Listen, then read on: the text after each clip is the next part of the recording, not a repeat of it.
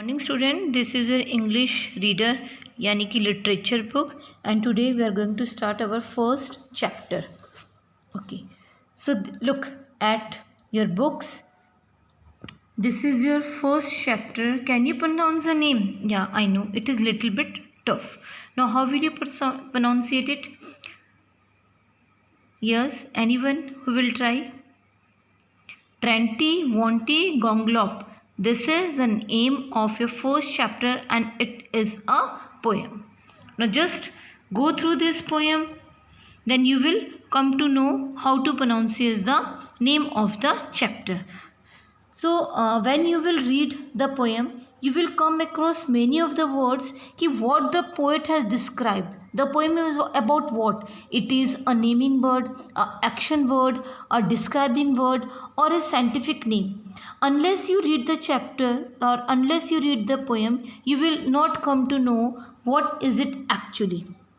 So let us start reading the first stanza of the poem. Your poem is, there is a very funny insect that you do not often spy.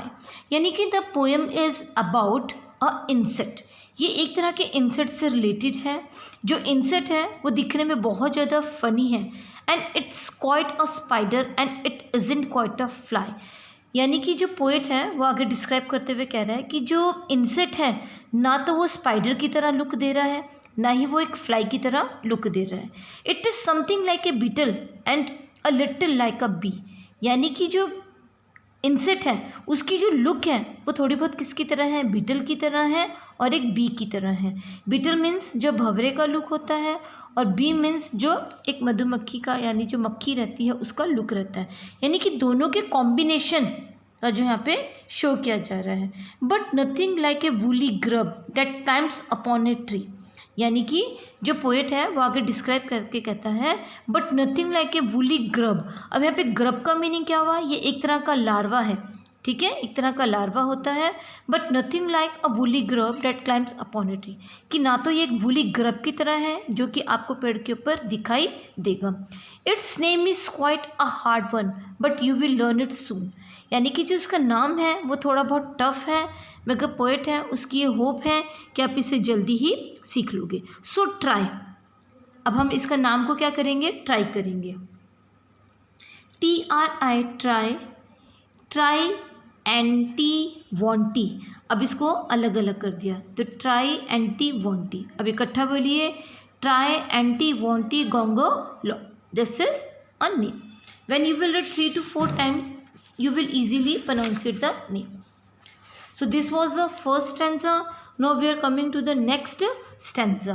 This is, it lives on weeds and wattle gums and has a funny face. यानी कि जो insect है उसका जो face क्या है वो बहुत ज़्यादा फ़नी दिखाई दे रहा है और वो जिस तरह से वैटल गम्स का मीनिंग हो जाता है जो पेड़ों से गम निकलता है, ये जो है उसकी लुक देता है. It appreciate its hearty and its manners a disgrace. यानी it appetite its hearty. hearty means क्या हो जाता है? दिल से. और उसके जो मैनर्स हैं वो भी क्या है? इस तरह के नहीं हैं जिससे कि हम अपनी लॉस खो जाते हैं, अपनी रिस्पेक्ट खो जाते हैं.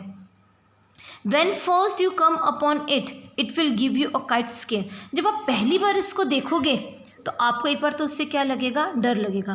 But when you look for it again you find it isn't there. और जब दोबारा उसको वापस आप जब झाँक करके देखोगे कि मैं दोबारा उस इंसेक्ट को देखूँ तो वो आपको दिखाई नहीं देगा. And unless you call it softy it will stay away and mop. और जब तक आप उसको देखोगे कि अरे बहुत ज़्यादा सॉफ्ट है और जो है वो मॉप कर रहा है, आगे बढ़ रहा है, वो आपकी आंखों से क्या हो जाएगा? एकदम से झलक होकर उसकी गायब हो जाएगा. So today we have done 2 paragraphs of the poem. So this is your homework. Just read the paragraph and try to understand. Okay, thank you students.